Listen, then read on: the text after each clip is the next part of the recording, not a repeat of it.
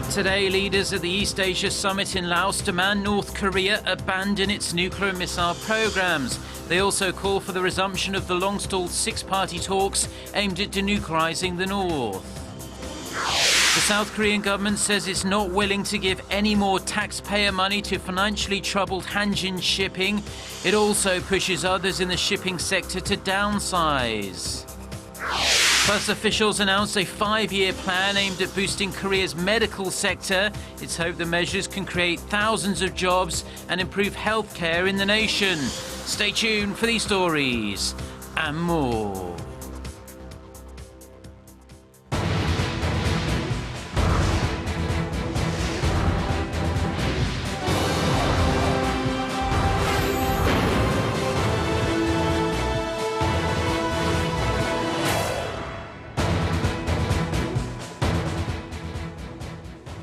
Hello to our viewers around the world. It's 6 a.m. on Friday, September 9th here in Seoul. Thank you for joining us today. I'm Mark Broom. Our top story this morning, regional leaders in Southeast Asia, as well as South Korea, the US, China and Japan, have urged North Korea to abandon its nuclear and missile programs. Members of the East Asia Summit, who gathered in Laos on Thursday, said Pyongyang had to dismantle the programs in a complete, verifiable and irreversible manner. Song Ji-son reports from Laos. Leaders at the East Asia Summit adopted a joint non-proliferation statement condemning North Korea's continued nuclear provocations. 18 member nations urged North Korea to abandon its nuclear and ballistic missile programs in a complete, verifiable and irreversible manner, expressing grave concern over Pyongyang's nuclear tests and ballistic missile launches. The EAS called on Pyongyang to abide by its international obligations and the UN Security Council resolutions. The statement is the first of its kind for the EAS to adopt, and it specifically indicates North Korea to abandon its nuclear and missile programs. The statement is evaluated as having contributed greatly to sending a stern message by the international community to Pyongyang.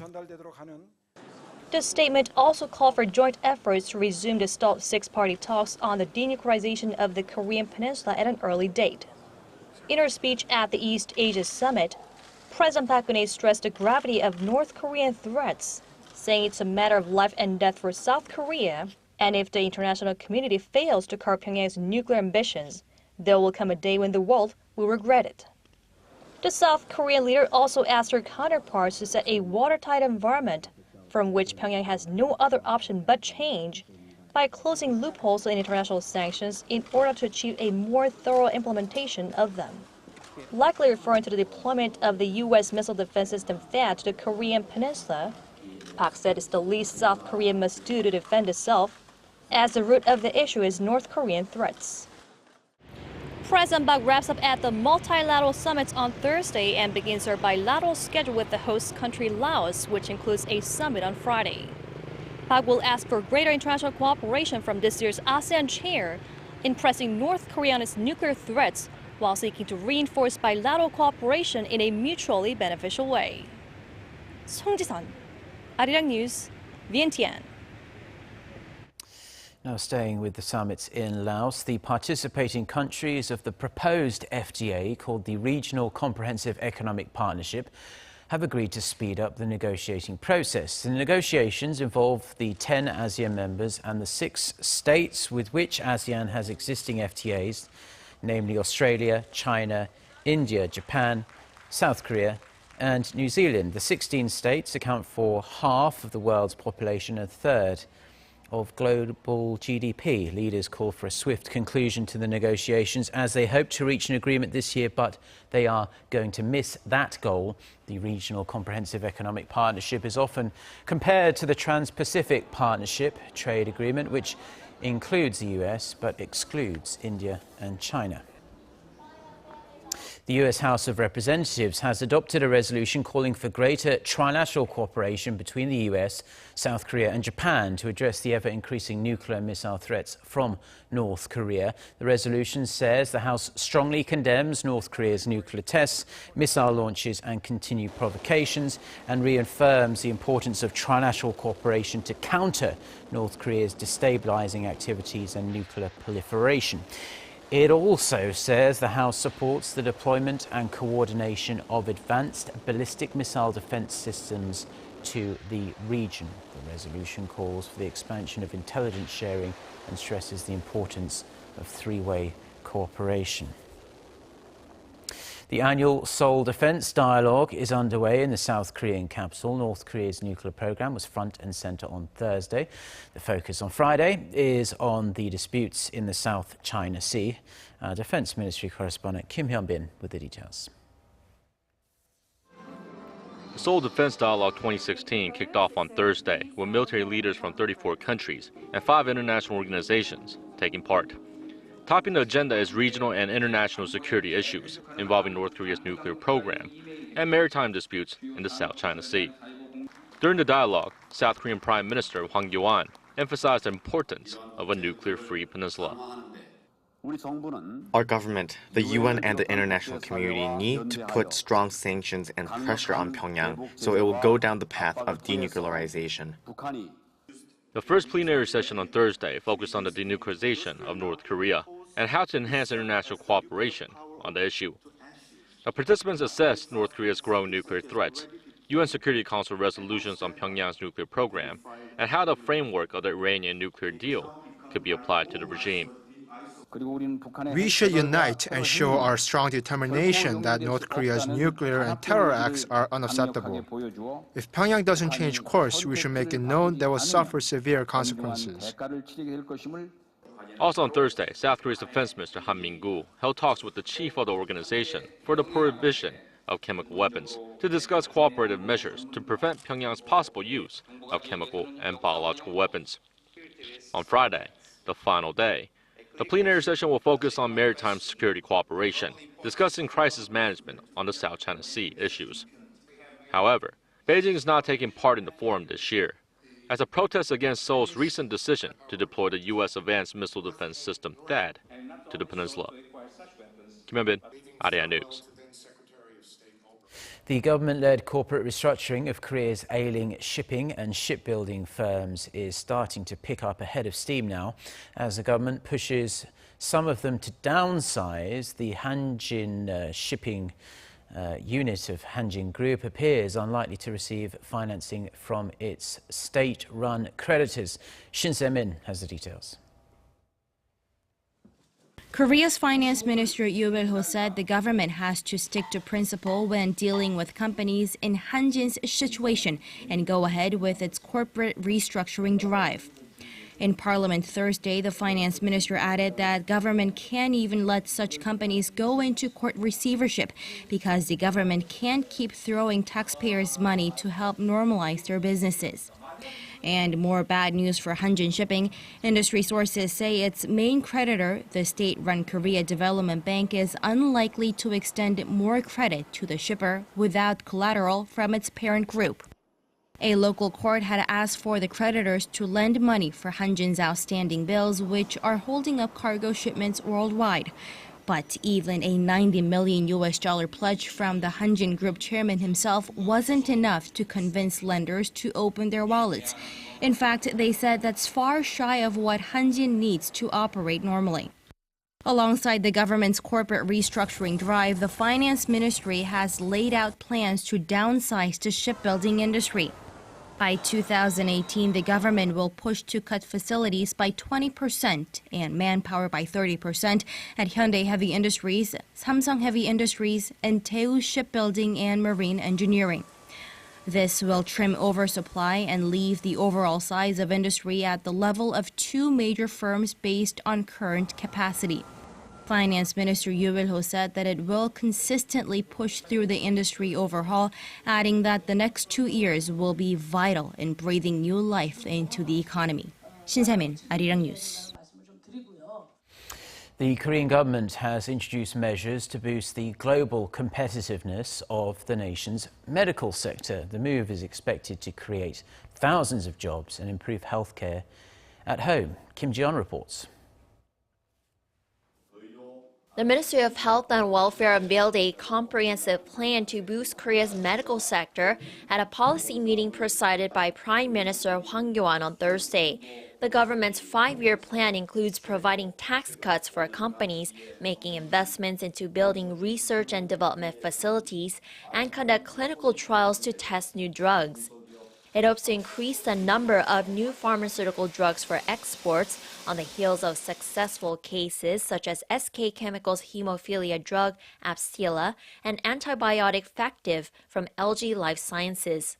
The plan also aims to double the number of local biosimilar drugs or biological medical products with properties that are similar to ones that have already been approved to 10 types during the same period.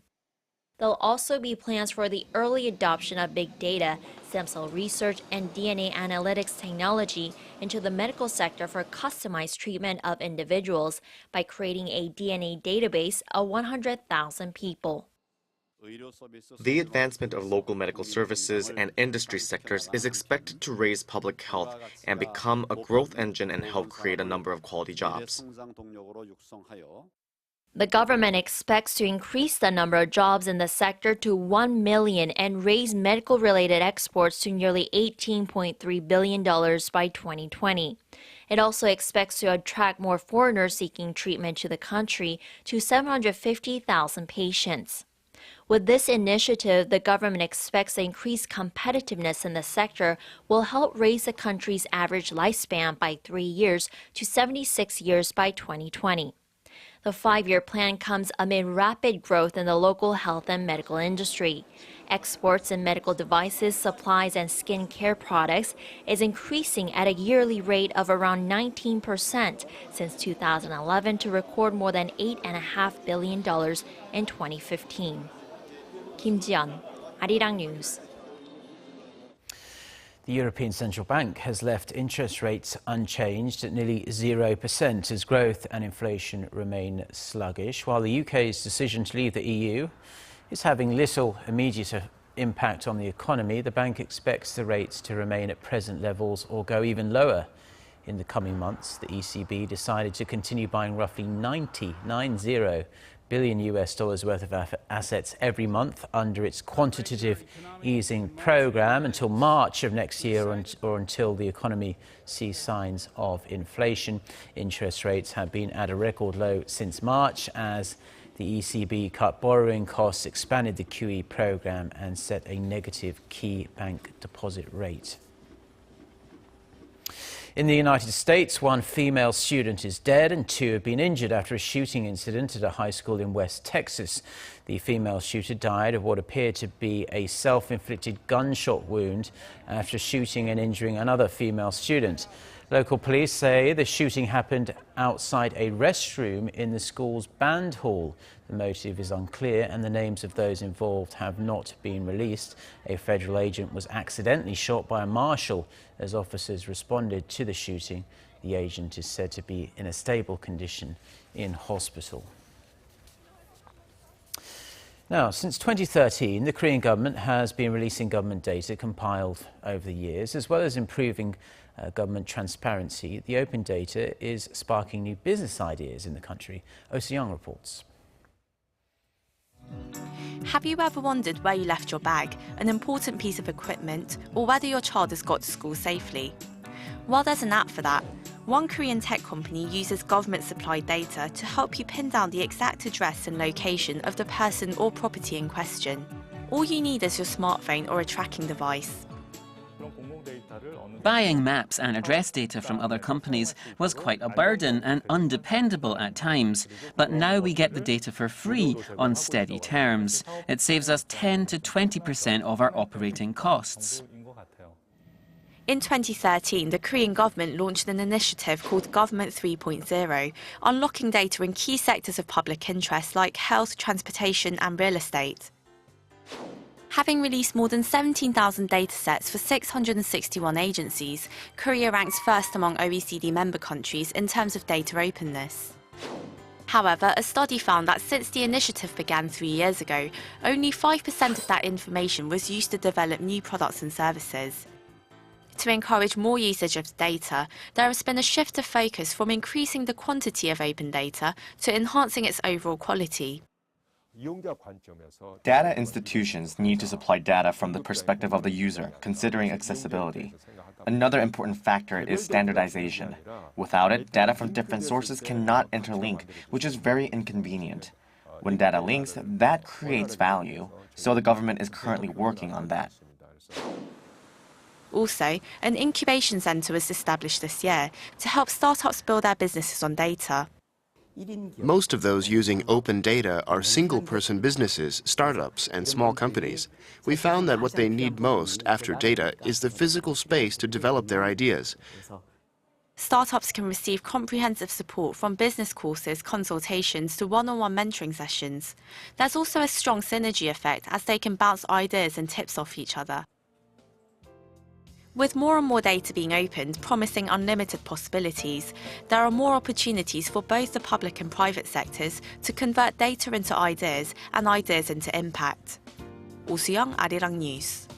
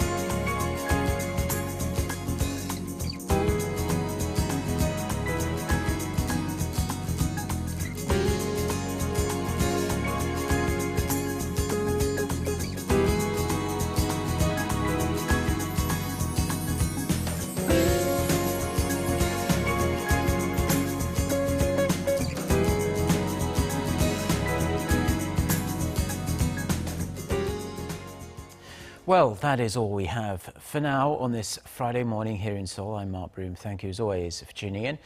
We will be back throughout the day with more newscasts. We'll be back at 10 a.m. Korea time today. So until then, goodbye.